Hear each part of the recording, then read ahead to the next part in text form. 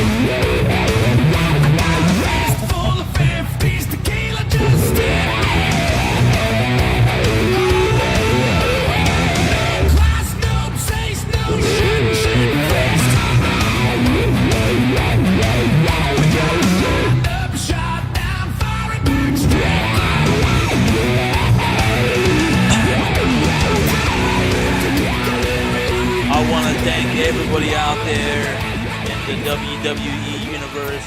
I want to thank everybody out there on YouTube, all the listeners, all the viewers, all the subscribers. I want to thank every single person out there because as of right now, because of your black magic, you've ignited my white magic. I have now been awoken. You can call me Awoken JT. As a matter of fact, I hope everybody out there is still awake.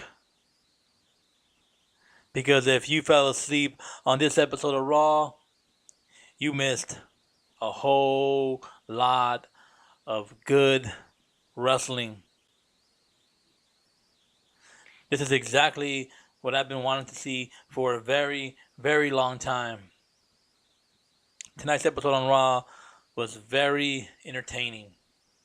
Between having Roman Reigns come out and punk Jason Jordan, Bo Dallas almost beating the crap out of Finn Balor, Absolution totally destroying every single diva on Raw, to Awoken Matt Hardy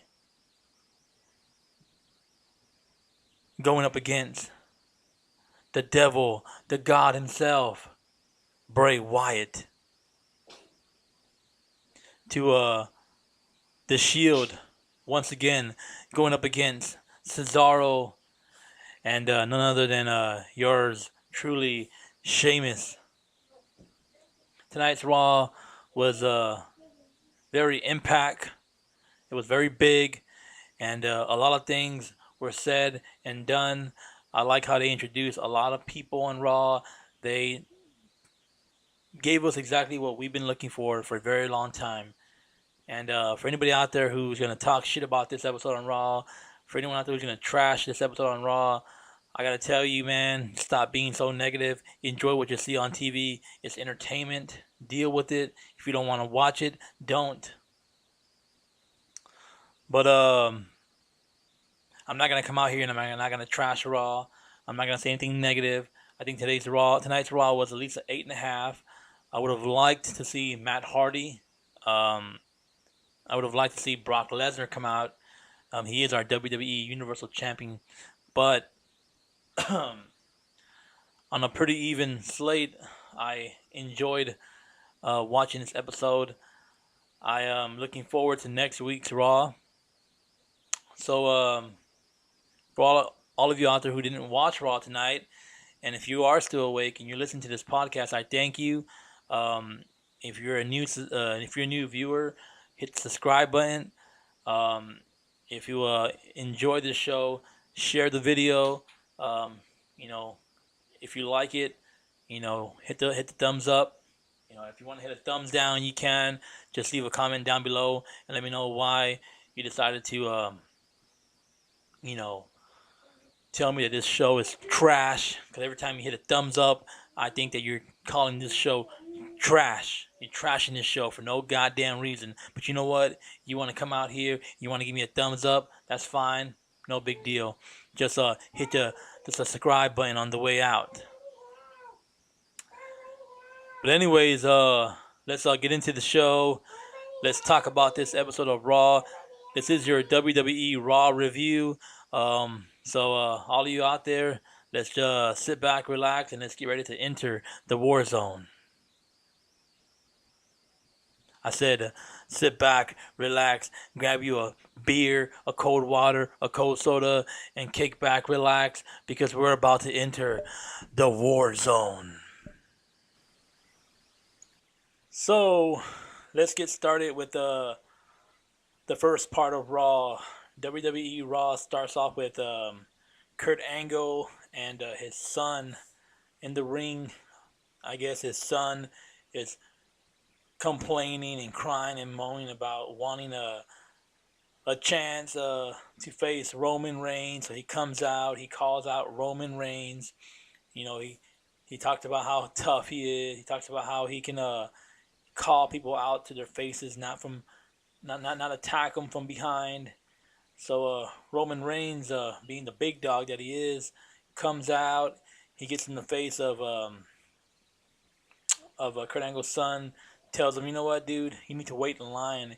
If you want a shot at me, if you want a shot at this title, you need to earn it. You don't just go to your dad and ask for an opportunity. You got to earn it. As a matter of fact, if you want it, you got to take it. So Roman Reigns comes out, and he also calls out Samoa Joe for attacking him last week on Raw. And he tells Samoa Joe that he wants him tonight. And, of course, Samoa Joe comes out. He tells Roman Reigns to pretty much check that kid behind him and let's make the match. He gives him 5 seconds to make the match, and then 5 seconds pass. You see Kurt Angle's son in the back just crying and complaining about how he wants the opportunity, then he deserves it. So he tells Samoa Joe, you know what? He doesn't need to sneak attack people from behind. He calls them out to their face.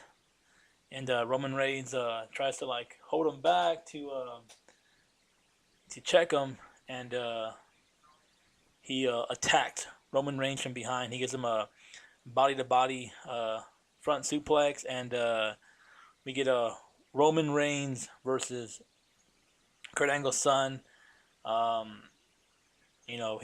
Roman Reigns tells Samoa Joe, you know what, dude, just sit back, relax.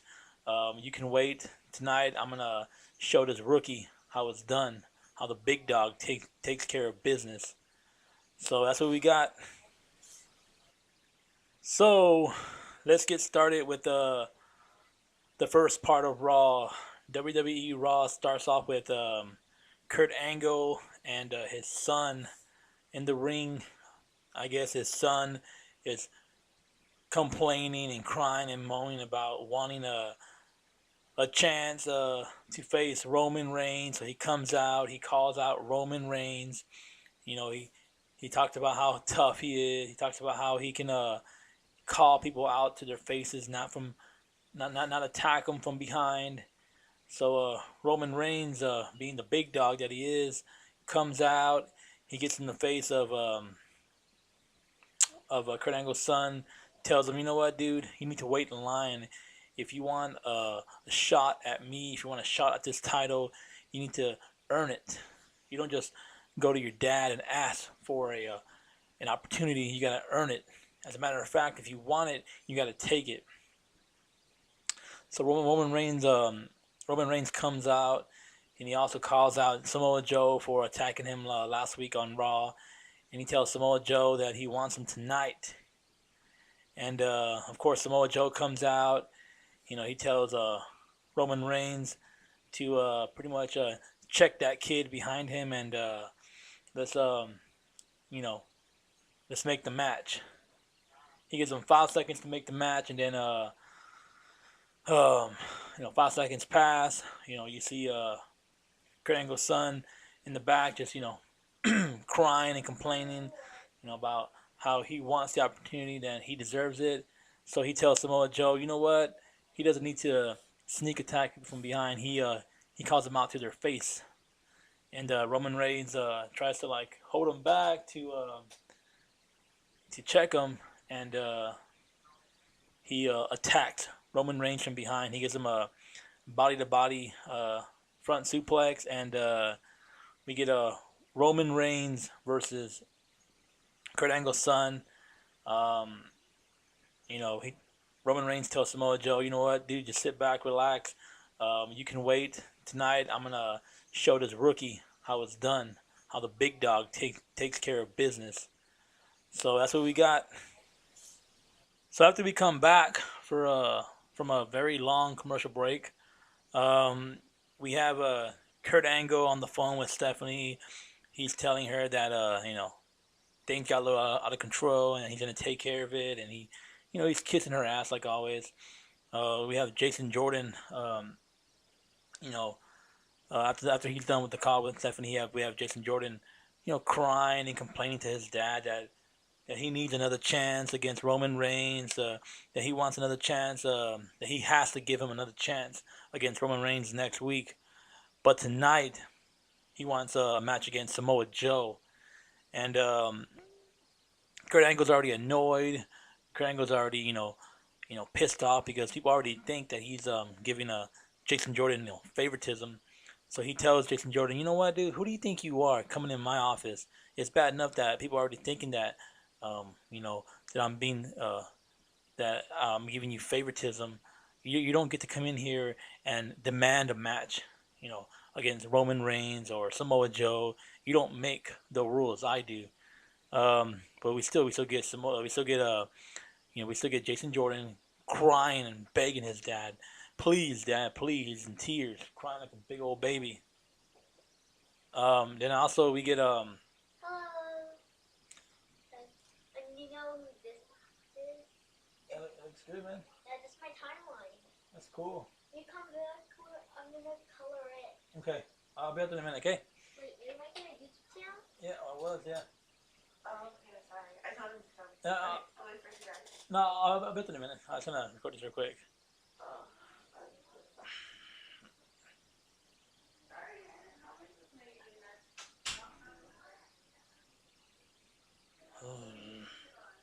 Huh? I know I'm doing it while it's going now. I can do it faster. I mean, every time there's a commercial break, I just go ahead and do it. I mean,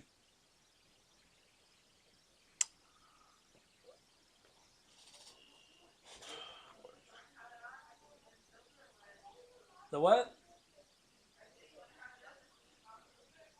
Yeah, that's what I was thinking. The sooner I can have it up, the faster, the better. I mean, right? Or no? You trying to beat JD? I'm trying to just not fucking take 3 hours to do a fucking video. I mean,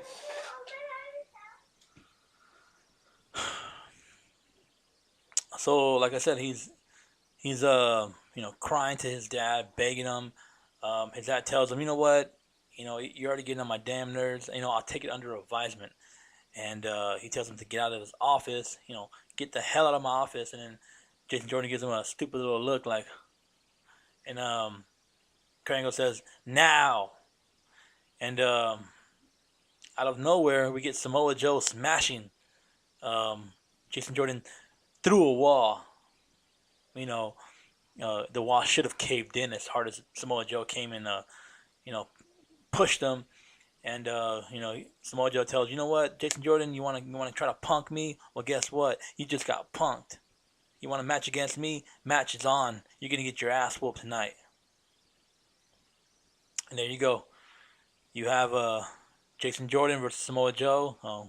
Who knows? We'll see for the main event. Then of course we have after all that, we get a video package of WWE showing us how Absolution, Paige, Mandy Rose, became how they came to be. They show a nice video package of Paige and her new team called Absolution. Then we get them coming out to the ring in Paige's intro, which we haven't heard in a very long time. It's been a whole year since we heard Paige's intro. And they walk to the ring looking good, looking awesome. And I like this team. Absolution is a team to look out for 2018. They're gonna be the next big thing. As a matter of fact, they already are the next big thing. So we get Paige and her two, good-looking friends coming out. They walk to the ring, and we go to another commercial break. You believe that? Another commercial break. So after we come back from a commercial break, we get Sasha Banks to come down with Mickie James and Bayley, and of course we have the WWE Women's Champion Alexa Bliss on commentary, giving her 2 cents to Michael Cole, because Michael Cole, the entire time she's out there, is constantly harassing her. I don't see why she doesn't slap that dude across the face and call it a night. But we get 6 women out there. We get Paige, Sonya Deville, and Mandy Rose, and we get Mickie James, Bayley, and Paige. But the match is gonna be a one-on-one match, so why do we need all 6 women out there? It's ridiculous. Towards the end of the match, it's gonna be a 3-on-3 match. They're all gonna get involved and blah blah blah. But so we get Paige versus Sasha Banks. The beginning part of the match, Paige dominates Sasha Banks. Sasha Banks has no chance against Paige. I don't know where all her wrestling skills went, but at this point, she's getting her, she's getting her butt kicked. Then we get Sasha Banks to mark a little comeback, and then she pretty much pushes Paige out of the ring. They both fall out of the ring, and so we get Paige and Sasha Banks knocked out of the ring. Sasha Banks takes over the match. She gives it to Paige as much as Paige gave it to her. She mounts her little comeback. They end up back in the ring. Sasha Banks tries to, I don't know what the hell she was attempting to do on top of that ring. She climbs the corner. She faces Paige, and Paige is on her knee. And Sasha Banks, Paige just grabs Sasha Banks' leg and flips her backwards. And Sasha Banks' head hits the apron so hard, I swear to God, I thought she injured her neck right there and then. They even showed a couple replays of what happened. So that was pretty intense. That was pretty crazy. Sasha Banks, throughout the night, took a lot of beating towards her neck. I'm surprised with her past injuries and everything. I'm surprised she even made it through the match. So we get Paige, back on the offense. She's giving Sasha Banks a beatdown. She's showing Sasha Banks why she is the boss. Why this is her house. Hashtag on the road back to her house. We get Sasha Banks. She mounts another comeback because Sasha Banks, of course, is Sasha Banks. She is the boss. When she has to, she knows how to bring it. So we get Paige again. Um, I don't know what Sasha Banks was doing, but she got put in the position where Paige gave her a power bomb off the top rope, and again, Sasha Banks lands on her neck. Um, so again, we have all 6 girls out in the ring. We have Alexa Bliss on commentary, and she is being annoyed by Michael Cole. She even at one point tells Michael Cole that he is rude. I don't know what he was telling her, but Michael Cole, dude, just leave her alone when she's out there. Let her do her own thing. I don't know what you're thinking about, trying to talk to her and whatnot, but just leave Alexa Bliss alone. She's a champ. She can do whatever she wants. Stop trying to sexually harass her. Um, so after being dropped on her neck again, Paige, gives it to Sasha Banks. She beats her down. Um, I guess she pushes Sasha Banks out of the ring. We get Mandy Rose and Sonya Deville. They try to, sneak behind and get a hit in, but the referee, pretty much comes out, and then we have Mickie James and Bayley to come out and try to back her up as well. So they back off a little bit, and as soon as Sasha Banks enters the ring, we get Mandy Rose and Sonya Deville to attack Mickie James, and they laid them to waste. They had no chance against those two. Um, Out of the 3, Mandy Rose, Sonya Deville, and Paige. You know what? Out of all these 3 girls, Mandy Rose is the one that shines the most. Paige, she looks good, but she also looks kind of trashy. That red lipstick. Her shorts don't even fit her anymore. You can tell they're real loose on her. She's just real trashy. I'm not liking Paige right now. I used to be a big fan of Paige. Now I look at her and she just looks like, you know. Sonya Deville, she's okay. She looks pretty strong, but Mandy Rose, I think, gonna be the one to come out on top. She's gonna be the one to shine, and I'm gonna be keeping my eye on her for 2018 because I like her a lot. I've always liked her ever since she was in Tough Enough. I've even seen a couple of stuff here and there when she was in NXT. So I'm a big fan of Mandy Rose right now. So anyways, Mandy Rose, Sonya Deville, they attack Mickie James and Bayley. Then we get Sasha Banks. She goes back in the ring, and she gets slightly distracted by the 2 girls. Um, of course, Paige, takes advantage and puts Sasha Banks in her finisher. She gets Sasha Banks I forget what her finisher is called, but anyways, Paige pins Sasha, gets the 1, 2, 3, and there you have it. Paige defeats Sasha Banks 1-on-1 in her in-ring return match. Sasha Banks gets laid waste by Paige and Absolution. After the match, we get Paige to come in with her team, and Absolution, just beats the crap out of Sasha Banks. Where's Mickie James? Where's Bayley? I mean, come on, they had a beat down, but it wasn't that bad. Um, of course, after the match, we get Kurt Angle. He's always on his phone texting. He's always on his phone. Every time they show a clip of him backstage, he's always on his phone. God knows what he's talking to. We get Elias Sampson. He walks in. He's streaming his guitar. He's telling Kurt Angle, you know what, dude? You are giving you're giving Jason Jordan more opportunities than you're giving anybody else on the Raw roster.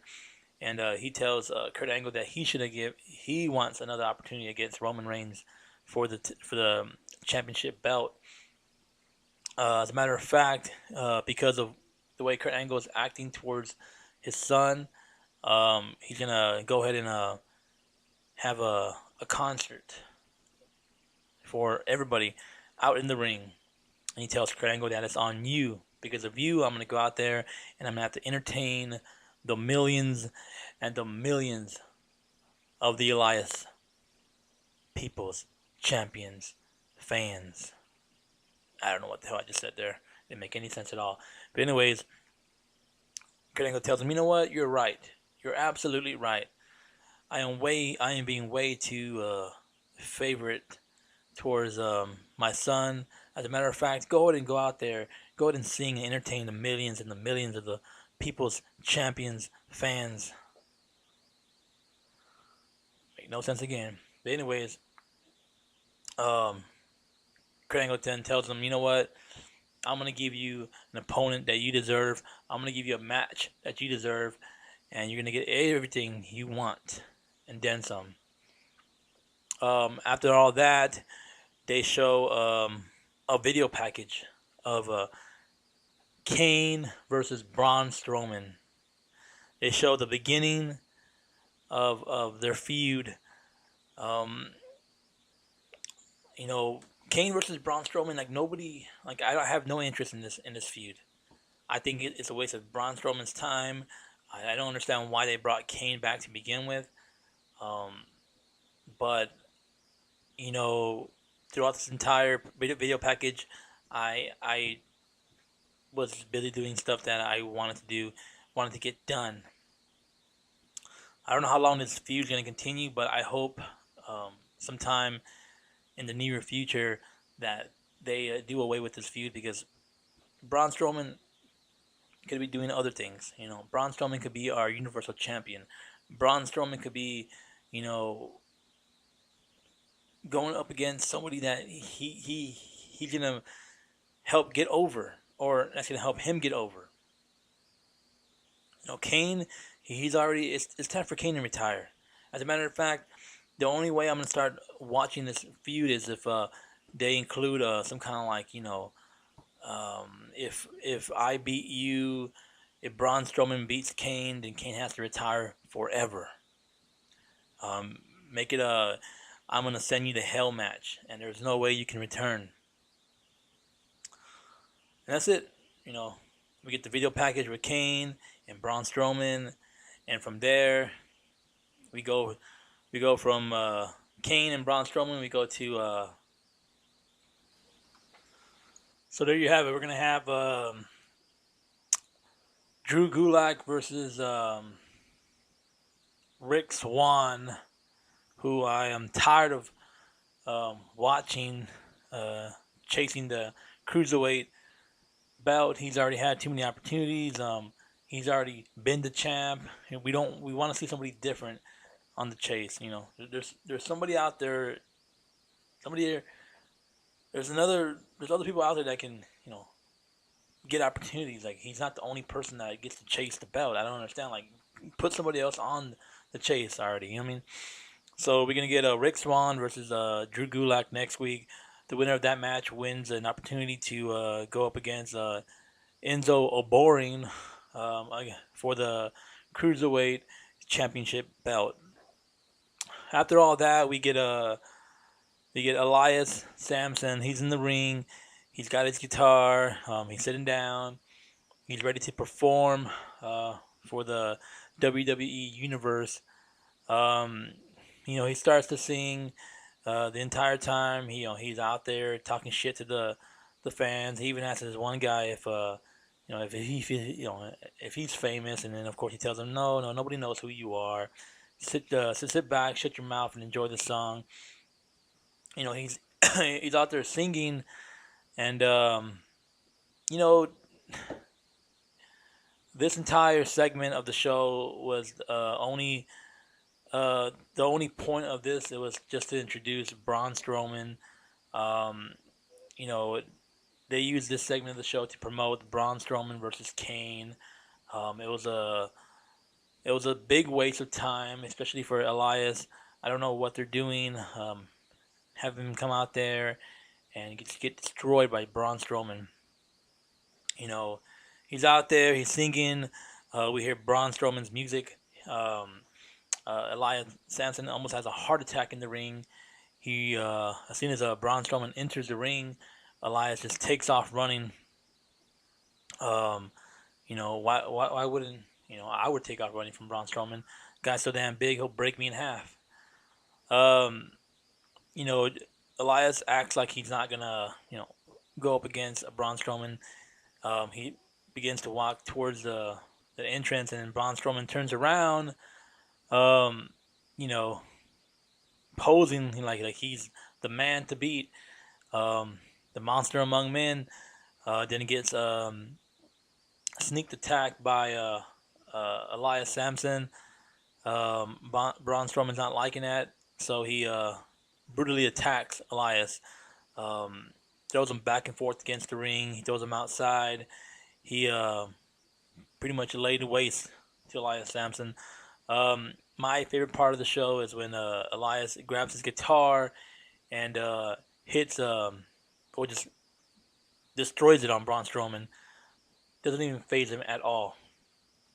Braun Strowman turns around and he just beats the living crap out of Elias. He sends him back in the ring. He gives him his running power slam. He pins him for the 1, 2, 3, and that's not enough. He has to go back outside. He throws the steps into the ring one by one, like it was just a sack of potatoes. Then out comes Kane. Well, supposedly, we get a video package of Kane talking shit to Braun Strowman, talking about how he's gonna defeat him, how he's the number one monster, how Braun Strowman's become he's been a monster among men so long that he's forgot what it's like to be against monsters. You know, like I said, this entire segment was a waste of time. We saw Kane, we saw Braun Strowman, we saw Braun Strowman destroy Elias Sampson. Elias Sampson is now the next victim to be entered into the Jobber Club. Tell you what, man, by the end of the year, this Jobber Club is going to get so damn big. They're going to have their own little stable. Jobber Club versus, big men of WWE. After all this, we get a video package of Asuka destroying, I forget her name because she's, does not need to be involved in this show. Every time I see her is a waste of my time. We get a video package of that, and then we go to commercial break, and then from there we have Asuka versus who do you think? Who do you think is gonna get victimized by Asuka? We get Nona. We get none other than Alicia Fox to go up against Asuka, and the winner of the match is Alicia Fox. She beat Asuka for the first time. How crazy is that? How crazy? Nope, did not happen. Alicia Fox came out. She went up against Asuka. She looked pretty promising. She held her own. But at the end of the night, she underestimated how Asuka. Well, she underestimated how well and monstrous Asuka is, and she tapped out to the Asuka lock, and nearly got her arm broken off. After all this, we get Asuka in the ring smiling like always. Tell you what, when Asuka comes out and she hits her intro, she looks good. I like it. I like Asuka, but Asuka still could not stand toe to toe against Absolution, because after the match we get Absolution to surround the ring just like the Shield would when they come out to attack somebody.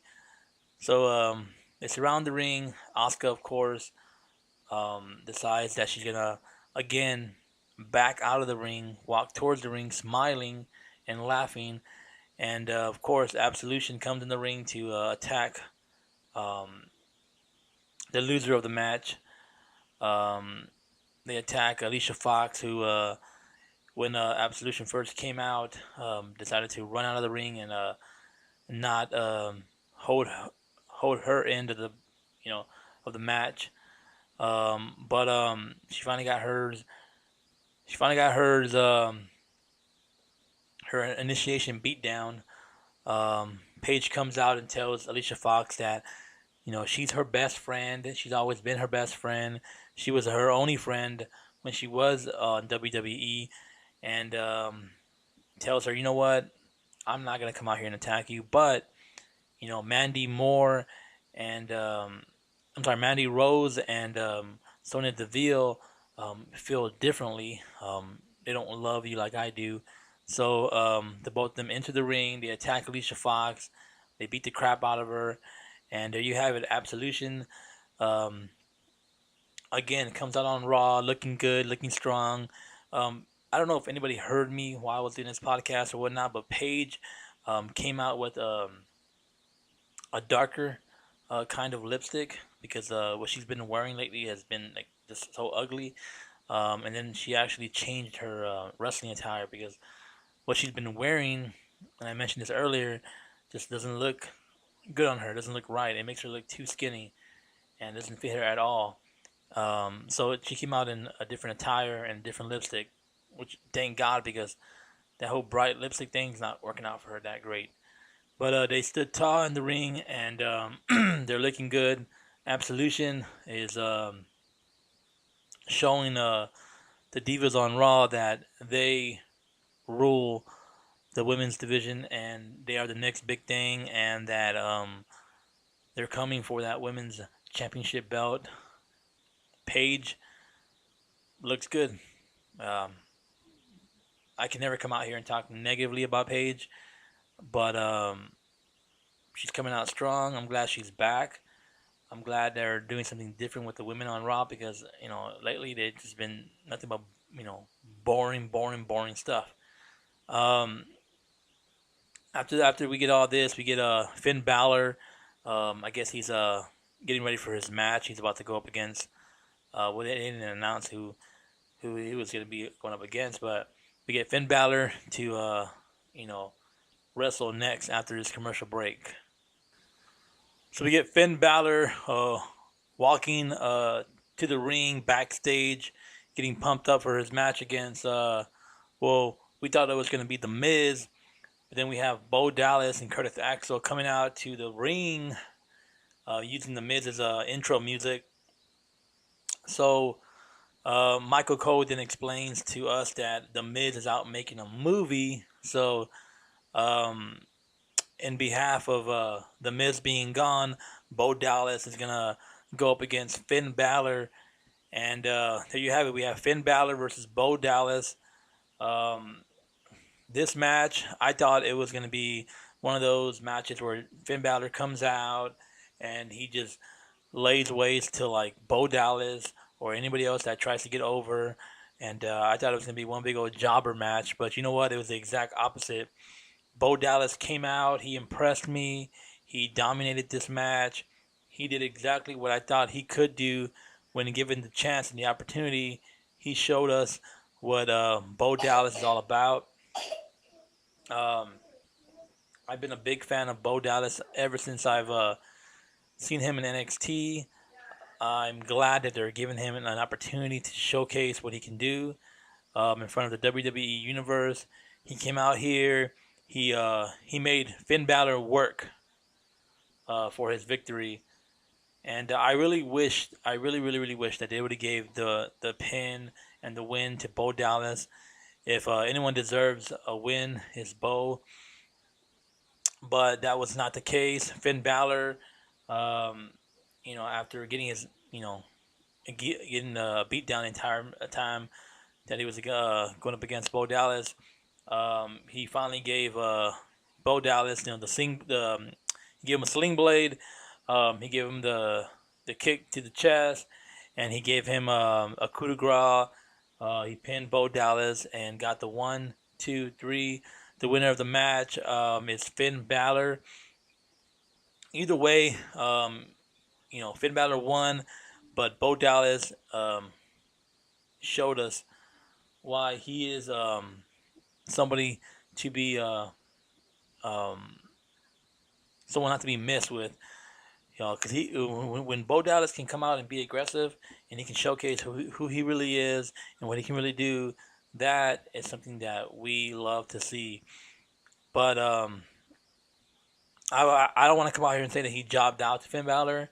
I think he proved to Finn Balor that, you know what, he can go, and he can go. And I wouldn't mind seeing this match again on Raw next week.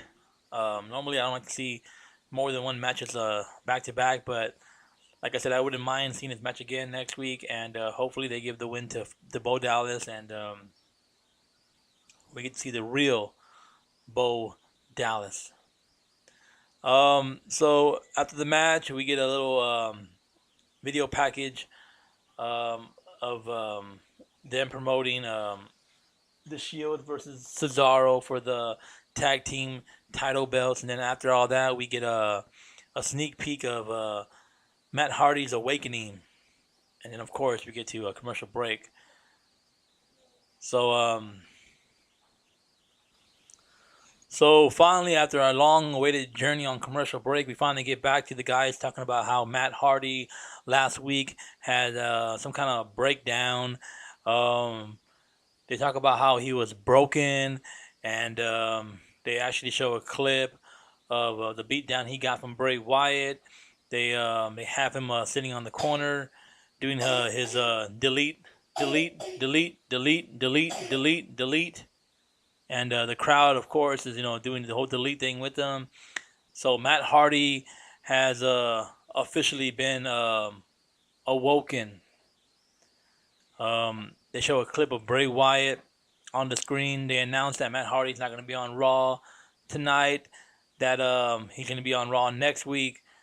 We have a clip of Bray Wyatt coming out. He's talking about how Matt Hardy is broken and now he's awoken, and that his interaction with Matt Hardy has given him more power. And then we have Matt Hardy and his broken gimmick, breaking through.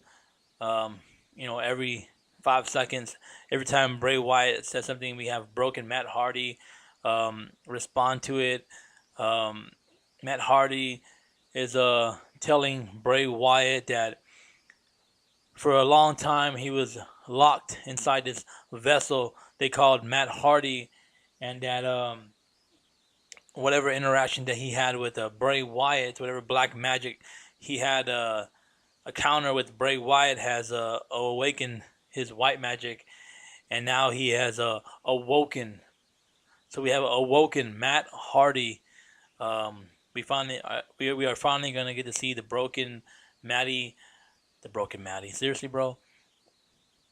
We're finally gonna be able to see the broken Matt Hardy gimmick on Raw. We saw bits and pieces of awoken Matt Hardy. I'm looking forward to seeing this on Raw next week. I'm glad that they're introducing this gimmick on Raw.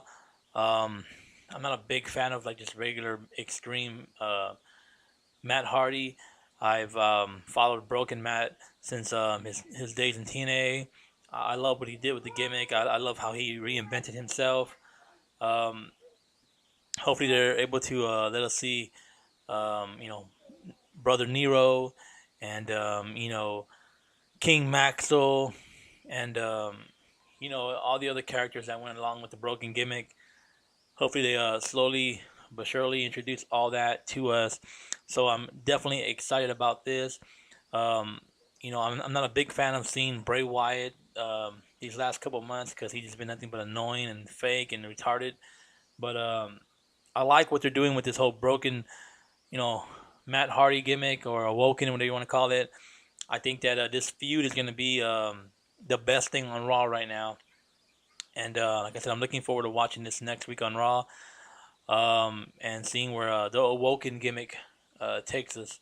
Hopefully WWE doesn't drop the ball on this and just destroy Matt Hardy. But Matt Hardy being Matt Hardy, we're definitely going to see an uprising because Matt Hardy has been awoken. So, after all that madness, we finally get to our main event. We have Seth Rollins, Dean Ambrose, the Shield versus Cesaro and Sheamus, the Bar. The Bar versus the Shield for the WWE Tag Team Championship belt. Now, we've already seen this match 100 times since WrestleMania. So at this point, we don't even care about this match because we already know what's going to happen. The Shield is the Shield are going to get their tag team title belts back, and all three members of the Shield are going to be carrying WWE gold. That's what's supposed to have happened. But instead, we get the same old match that we've seen 100 million times. Dean Ambrose fell asleep the entire match. We have Seth Rollins versus The Bar. Dean Ambrose finally came back in the match, only for Sheamus to come out and get disqualified. Then we get Kurt Angle to come out and say, you know what, this entire match is going to be restarted because it's now a no disqualification match.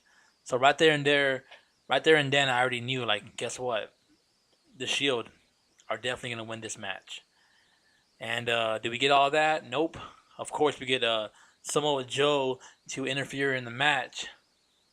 What he was doing in the match is beyond me. You know, I think if you ask me, I think he ruined the match. Of course, Roman Reigns comes out to help his buddies, the Shield, and he goes after Samoa Joe.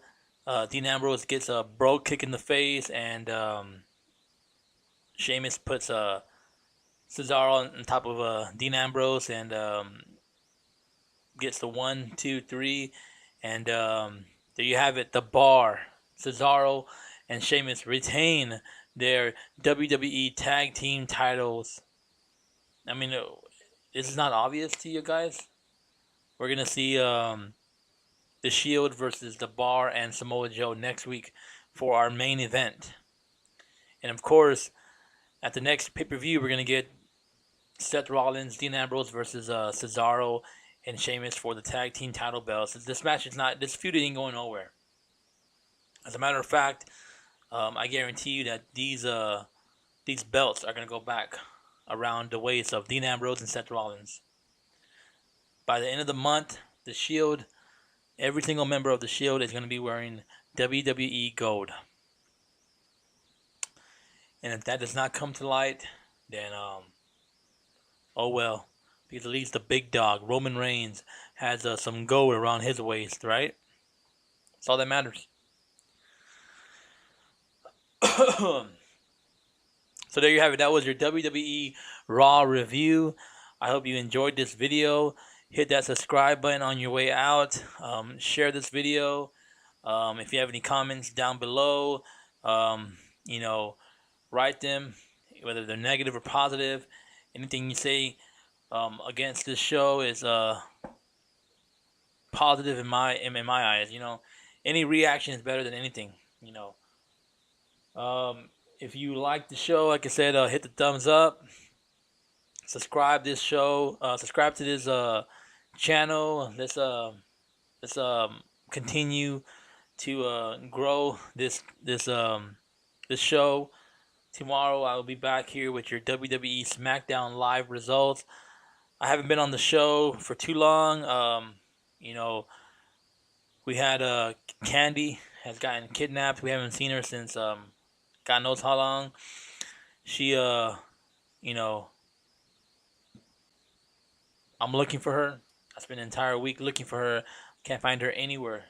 She's missing. I'm gonna put out a poster board. I'm missing an Amber Alert on this girl because she is supposed to be on the show. This is the JT and Candy show, and she is nowhere to be found. Hopefully, by the time we hit 25 subscribers, she'll be able to possibly be found and be on the show with me. So for all of you out there who are looking forward to seeing Candy, subscribe to the show. Let's hit 25 subscribers by the end of the month, and hopefully we can we can get a shot of tracking down my wife Candice, and hopefully she'll be by my side next month for the show, because I can't carry the show on my own. Like I said, this is the JT and Candy show. You have entered the war zone, and then now it's time for you to exit. You ain't got to go home, but you got to get the hell out of this show. You ain't got to go home, but you got to get the hell out of my house. Because this is the house that JT built.